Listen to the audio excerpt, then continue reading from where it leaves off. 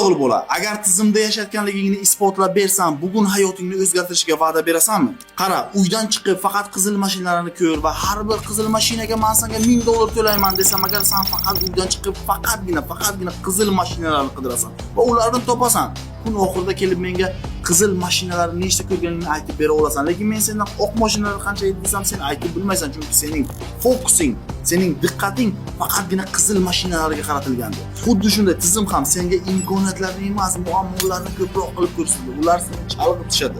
Ular senga muammoni bo'rtirib, unga faqatgina yechim ularda borligi, ya'ni ish maoshligida ko'rsatishadi. Tushun, agar sen hammada yashamoqchi bo'lmasang, hamma qilayotgan ishni qilma, shunchaki boshqa ishlarni qil. Qo'rqma, risklar senga yangi imkoniyatlar eshigini ochadi. Bu hayotda maksimum o'lishing mumkin. Zero bundan ham qochib qutulib bilmaysan. Agar o'lishing aniq ekan, senga qancha yashashing muhimmi yoki qanday yashashing muhimmi?